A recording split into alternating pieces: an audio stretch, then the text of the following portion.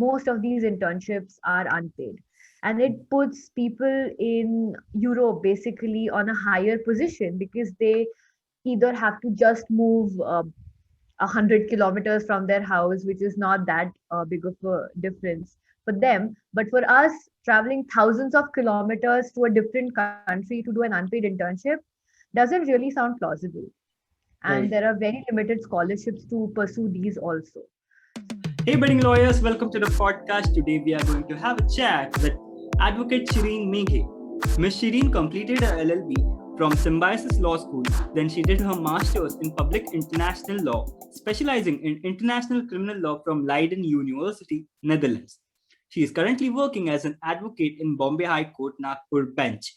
Hi, Shireen. Hi, thank you for having me. It's great to have you. So, firstly, congratulations on completing your master's, of course. And so, you did your master's in public international law from Netherlands. If I'm not wrong, the International Court of Justice is also based in Netherlands. So, was this the main reason you chose do your master's from there?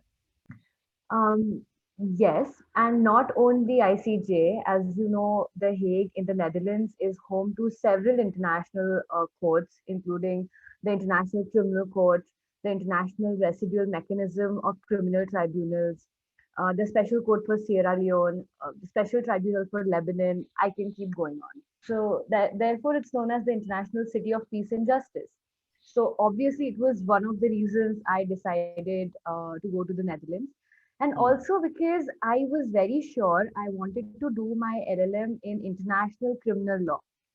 And Leiden University is one of the very few universities which has a specialized program in international criminal law. So, of course, coupled with the fact that I would be able to be near all these international courts and do the course that I really want to, is the reason I chose Leiden University, specifically in the Netherlands. Okay. How is this LLM program there in Leiden compared to other similar universities? And are there any specific universities one must target for studying international law? So Leiden offers this program called the Advanced Masters in Public International Law. This allows you to do specializations, and you can do a specialization in international criminal law, like I did, or peace, justice, and development, or dispute settlement and arbitration. So I think there is a wide variety of things to choose from, and you don't have to choose your specialization until your second semester. So you also have a lot of time to understand and explore while you're in the program. Okay. Also, there is this really, I don't know if all of universities provide that, but I found this out about Leiden when I was studying there, and I thought it was very interesting that you could choose any subject from any other course in Leiden University as your elective. So you can not only do your specialization in your chosen subject, like ICL, for example, I could Mhm. also choose to study um, international arbitration as my elective. It will obviously be extra coursework, but it's a great learning opportunity if you're up for it.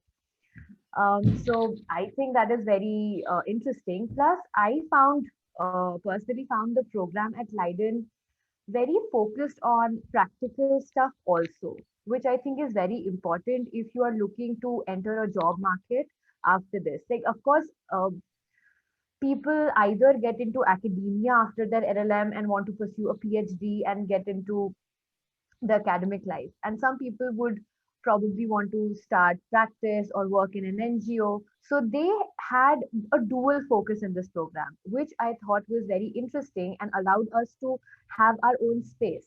So I really liked the program because of those reasons, especially.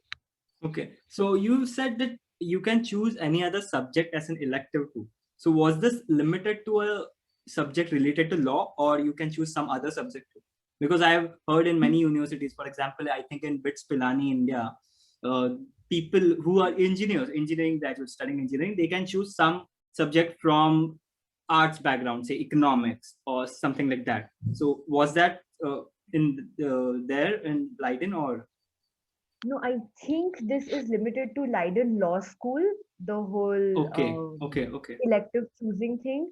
But there are so many different LLMs that Leiden has already, like air and space law, or international competition law, commercial law. So there is a lot to choose from. There is also, I think, a specialized program for child rights law. Hmm. So, there is a really already so many to choose from. But I'm not sure if you can choose from any other streams. If you can, maybe it's possible, but I really am not the authority here. Yeah. Okay. Even if that is the case, that is a great opportunity, because these subjects are uh, many, like, we don't get exposed to such variety in law school. So air and space law, many of Yeah. them would hear it for the first time now, listening to our podcast. So that's Yeah. there. Right. Right. Yeah. So true. Okay. Can you tell us in short about the admission procedure there and the college life at Leiden, or in general about in Netherlands? Yeah, definitely. So the admission procedure for the Netherlands in general. So for before you apply to any university, the university asks you to apply through this portal called StudyLink. All, like, everyone who is applying to any Dutch university has to first fill up this portal and put your very basic general information about you. And Hmm. after this is done, you also put the universities you are applying to in the Netherlands. So if you're Okay. applying to University of Amsterdam, Leiden University, and Maastricht University, for example, so you Hmm. put all of that. And after that, you're redirected after your StudyLink application is done, which is really basic. It's not a meritorious application or anything. It's just to keep data, I think. So after that, you are redirected to your universities wherever you're applying to. So after that, you start your actual procedure, which is uh, giving your resume, your statement of purpose, your letters of recommendations, whatever your university has asked for. So Leiden basically asked for these three things from me: two letters of recommendations, and a statement of purpose, and my resume. And that's really all I had to do. And after this is done, they may ask you for your original, like, scan copies of your original documents, your degrees, etc., etc. And then they give you a final decision. I think they start already giving their decisions on admissions by February for their intake in fall. So yeah, I think I already knew by March that I was going to go there in September. So pretty straightforward, not too much Yeah, yeah. like confusing and No, stuff. not complicated at all. Yeah. And about the student life in Leiden or in the Netherlands, uh, it was great. I cannot say what it is now because of the corona situation everywhere. But when I went, which was in 2018-19, I had a really good time. My classmates were of various age group. Actually, I think the average age of my class was 28. So I was one of the very young people in my class. We Hmm. were like, I think, five or six people who were 23, 24. Everyone else was 28, 32 or older. But Yeah. that did not make a difference because it was very interesting to get to know people in different stages of life doing this master's program. So Hmm. either someone had 10 years of work experience and they were still doing this master's, and there were people like me who had just graduated from college, uh, from law school, and were doing this master's. So there was a lot of exchange of different ideas, which I thought was really fantastic. Other than that, I mean, Netherlands is known for a lot of fun things. Everyone's riding a bicycle there. I also rode a bicycle through all my stay in the Netherlands. So yeah, it was definitely a very fun experience overall. Okay. And Netherlands, especially famous a lot for Amsterdam and the party culture, I guess. So did you visit there? Yeah, of course. I mean, Netherlands is a tiny country. So from The Hague, it takes you 40 minutes or so by train to get to Amsterdam. So it's really not a big task to go Hmm. to Amsterdam. So yes, of course, we used to go to Amsterdam a lot. But Hague and Leiden are, so Hague is still a big city, but Leiden is a small town. It's just like a village, but not. Um, Okay. So like the vibe of Amsterdam versus Leiden is very different. If you want to experience sitting in small cafes and enjoying by the canals, you just chill in Leiden. If you really want to go into the party scene, you go to Amsterdam. So it's really Mhm. what you're looking for. It has everything. Okay. So maybe on your weekends, most of the students would be heading over to Amsterdam and stuff like Yeah, that. So, yeah, lots of that happening. hmm, great. Can you take us through your course? Like, how was the teaching method there? Was it different from how it is taught in India? What were the subjects, assignments, co-curriculars, etc.? Yeah, yeah, of course. So the teaching method was, it's called the Socratic style of teaching. I don't know if your listeners already know about it. I will just explain in short for anyone who probably doesn't. It basically supports dialogue between students and teachers a lot more than our law schools probably have prepared us. So in my law school, I don't know about other law schools, but when I was studying in Symbiosis, we had the lecture method. A professor would come, give us a lecture, a few question answers here and there, and that's about it, which was also good in a way. I got to learn a lot. I didn't have to listen to my other classmates speak. I could just listen to the professor. But I think it's good to have the Socratic method in the masters, because the classmates of mine were already so accomplished and had so much different kinds of knowledge that learning from them was already enriching. So in Socratic method, the teacher would already give you all the reading materials that you had to read beforehand. So everyone was on the same level of knowledge when we came to class regarding the material.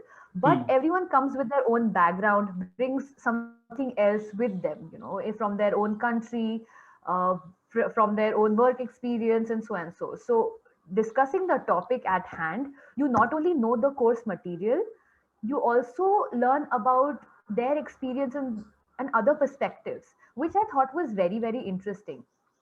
And my class was very, very international. I think we had no Dutch students. So it was really only international.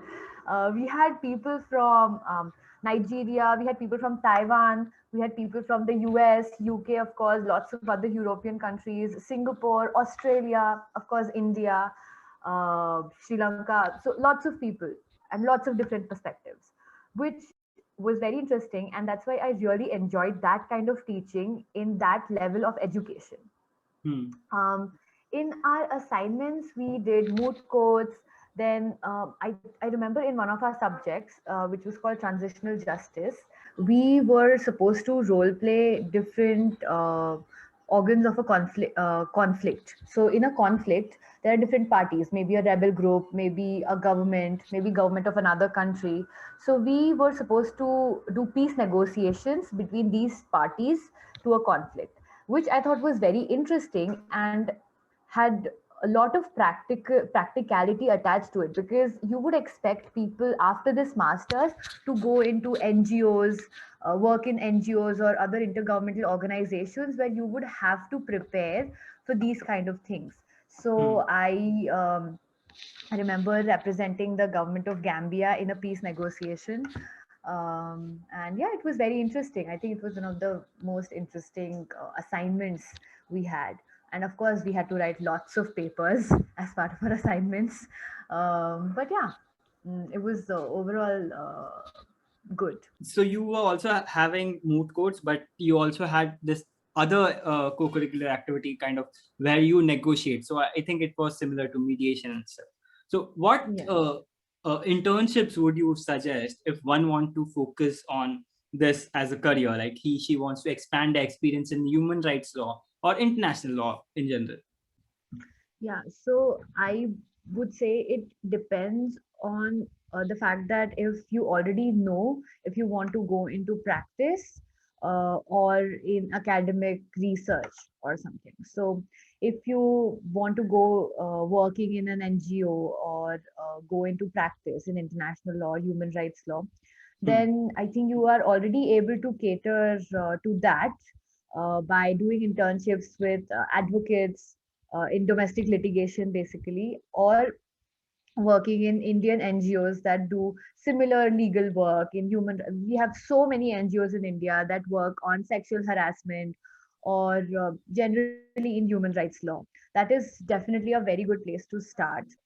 If you want to go into research roles, then you should obviously look into uh, research positions in NGOs, but also any research experience, writing papers or presenting in conferences will be very useful in the future, because all you really need to have to be in research roles in future is knowing how to properly research, so knowing research methodology, etc.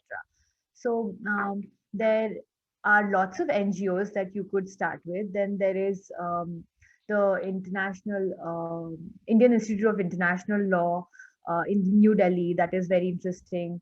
Um, there is UNDP in India. If you can get an internship, which is very competitive, but if you Sure. can get in, it's definitely a very good place to start. Of course, you can also do internships in international NGOs and intergovernmental organizations. But as I said, it is very competitive. But if you can get in, why not? It's definitely a very, very good place to start. And especially now with COVID, with most of the internships being remote, you actually have the opportunity to be part of an international NGO in research roles or any other supporting roles to really build up your CV and resume, which I did not have, or many of us did not have before COVID, because generally all internships require you to move to another country and spend that much money. And it is more difficult because most of these internships are unpaid, which is a very sad part of international law.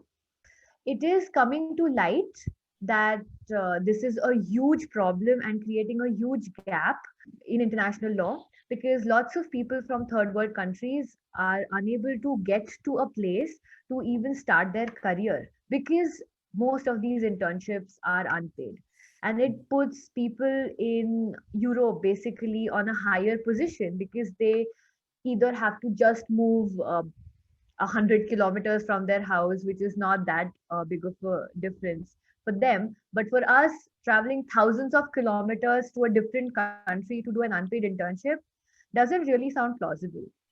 And Right. there are very limited scholarships to pursue these also. So, because now everything is remote, you can do all of this sitting right in your house. So, it definitely benefits you in this situation. True. True. So this is one kind of opportunity which people can use for their benefit. So how the internships are one part, an important part, of course, but one part. But if you want to guide someone who is in law school to and he is interested to make a career in international law, how would you guide him or her? Well, first of all, I would say learn a foreign language. That is, I A know must, it's, I yeah. think it's, yeah, it's said enough, but still people don't do it. I did not do it. I did learn German, but learn one of the official UN languages. German is not one of them. Learn Spanish, French, Arabic, Mandarin, Russian, any one of these, or all of these if you can. So the more languages you know, it is definitely better for you. I am finally learning French now, finally getting to the level B1. But yeah, the sooner you start, the better you will be, and the better position you will be in for any job opportunities that come forth for you. Other than that, do lots of moot courts, write papers if you can, um, take diploma or certificate courses in subjects that you think you like, or if you want to know if you like. You don't have to certainly love the subject to do a certificate course in. Certificate course is basically to get to know the subject a bit better. You don't have to Hmm. already know it, and you will not be writing a PhD in it after you do a certificate course. It's All right. just a little taste of the subject, so to say. So I would suggest highly taking this opportunity of getting to stay at home to also do this online certificate courses that are available on Coursera also. So many courses on Coursera that one can take benefit of. Hmm. Um, And In Coursera is free. Yeah, you can also have paid courses there, but you can also have Most of. Hmm. free courses there. So which is, I mean, you have to do nothing basically, you know. In other times, non-corona times, I would suggest, if you have an exchange program in your law school, go do it. Live abroad. It is one of the best experiences you can have. I did an exchange program when I was in law school. I went to Berlin School of Economics and Law for 6 months, where I actually found out I love international law, because there I really studied international law subjects from professors who were teaching it really well. So yeah, that is something I would highly recommend if you can do it, subject to circumstances. Also summer schools, if you can, if your university already does not provide you with exchange programs, you can still independently apply for summer schools through to any other university abroad, to learn about living abroad, to learn about uh, studying internationally. It may not be international law that you want to study, it may be commercial law that you want to study but abroad. But just staying abroad and living there and um, getting to know how the life will be is definitely something you should do if you are Experience. able Yeah. to. Yeah, yeah, definitely an experience to have. And of course NGOs and advocates and litigation internships that I already spoke about. Sure. So I hope our students get this kind of map in their head how they should plan to get into international law as a as a lawyer practicing in international law. Yeah, you have also worked as a pro bono consultant at the Global Rights Compliance. What was your work there, and how was your overall experience there? Yeah. So Global Rights Compliance is basically a legal advisory firm. They do lots of different projects. I was there when I started. I started on the Stanisic and Simatovich trials defense team. So Global Rights Compliance managing partner Wayne Jordash is the lead counsel of the defense in that case, which is going on currently at the United Nations International Criminal Tribunal for former Yugoslavia. It's in The Hague also. And this trial has been going for a really long time. It's in appeal currently. And we were representing Mr. Stanisic, who is accused, along with Mr. Simatovic in this case, for war crimes. And so we were defending Mr. Stanisic in this trial, and the trial is actually still going on, and Wayne Jordash is still the lead counsel. Actually, the final closing arguments are starting on 12th of April. If anyone is interested, they can tune in and watch online on UNTV. So yeah, I was on the defense team when I started my internship. It was, as you can imagine, an amazing experience to be on the defense team of an international case. Um, I got to do evidence reviewing, research, lots of legal research, got to learn about the conflict in Yugoslavia in lots of detail. My team was very, very good and very helpful. It was a very international team. The team, the law firm is basically, it's a British law firm, but they are based in The Hague currently because of the case. So this case that they are working on is just one of the things that they work on. So I Okay. worked on the case for the first 6 months of my internship, and it was very interesting. But a new project came on, and I was asked if I would like to continue working on this case, or I want to choose to move to this new project that they have. This new project was a capacity building project in the Gambia.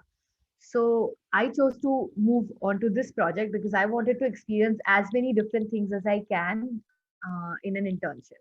So uh, in this project, the global rights compliance basically was tasked with training the prosecutors in this West African country of Gambia to prosecute international crimes within their domestic legal system.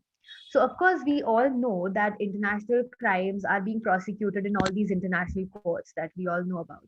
But international crimes can also be prosecuted in your own domestic legal system if you just have the right statute and right jurisdiction for it. So obviously the country can create their own jurisdiction if they want to. So Gambia decided to do that. So a little, just a brief history of what was happening there to prosecute international crimes. For 22 years, Gambia had a dictator who committed lots of international crimes, allegedly lots of international crimes in Gambia. And the country now, after coming out of that dictatorship and now a democratic country, they wanted to prosecute him and everyone who helped and encouraged him to keep committing these crimes in the Gambia.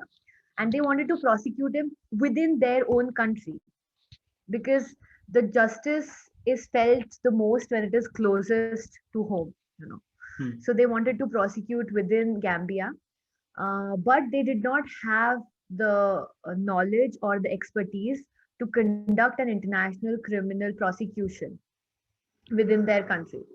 So, global rights compliance was supposed to help these prosecutors in doing the whole prosecution. So, we helped them come up with a statute. We came up with a training guide.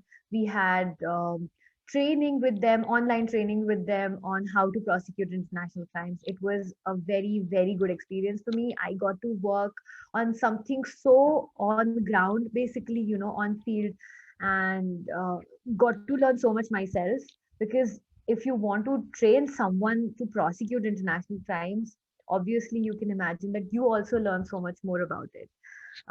I had a wonderful team. My supervisor, who was the head of the project, was is also my mentor even now. I made great connections through working in this project, not only with the people I was working with directly, but also with people in the Gambia that we were working with. People who run NGOs in Gambia, who are working for the victims in Gambia. So yeah, it was definitely very, very enriching as an experience, I would say. A lot to learn, especially when you are involved in such matters when you are interning or not when you are working as a lawyer. Okay. Yeah, definitely. Okay, over to our last question. Please share an incident from your career which is very memorable to you. Yeah, this is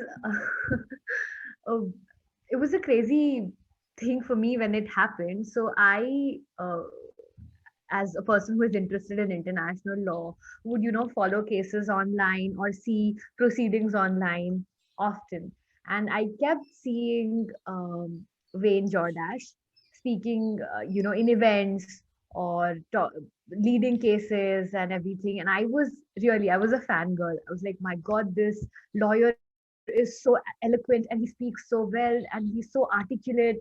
I was like, I always admired him. So when I applied to global rights compliance for my internship, I did not even imagine I would get in because it's so competitive. You go in with the more you go in with the head that you probably won't get it. So when I actually got accepted, I was very nervous. And my first day of work, I go into the office and I see Wayne sitting right there, you know, casually. And I could not believe it because I had been seeing him for so long in videos. I could not believe he was sitting right there. And he came up to me and he said, "Hey, Shireen, how are you? Welcome to GRC. Hope you enjoy your first day." And I was just awestruck by that this person that I've admired for so long is just standing here and talking to me in such a casual manner. But yeah, it was definitely one of the most memorable things that I have experienced in my life.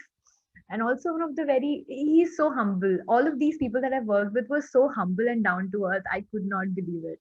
And then not only did I get to meet him and get to know him, I also um, helped him in the cases that he was arguing, you know. So it was definitely a very good experience, very memorable at that. Nice. Also, in future, we'll have some videos where interns at Advocate Shireen's office will give such experiences like, oh my God, I watched this video where Advocate Shireen was getting interviewed. And then I got an opportunity to intern in her office and it was so memorable. So, well, after a few years, 5-10 years maybe, when Advocate Shireen will be an known international lawyer, right? Hopefully. Yeah. Thank you. Thank you. That's very flattering. Hope so. Yeah. Yeah, sure, you will. Okay, thanks, Shirin, for this informative conversation and sharing your experience with us. Yeah, thank you for having me. I really enjoyed this conversation, and I just hope that even if one person from all your audience takes up international law for further studies or career, I think my job is done here. So thank you for doing this. I am sure this is benefiting lots of people. I only hope that something was like this was already there when I was looking for things when I was interested in international law. But I'm so glad that you're doing this. Thank you. Thanks, Shirin. And I think she has made a very good point. So please, guys, if you like this episode and if you feel that you got some value out of this conversation, then do share this episode with your friends, with your colleagues who are searching for such information, which you think will help them. So then do share this episode with them, and also follow us here so that you don't miss out a new episode. We are available on YouTube and as well as on all other podcast platforms where you get your podcast usually from, like Spotify, Google Podcast, Apple Podcast, etc. Thank you.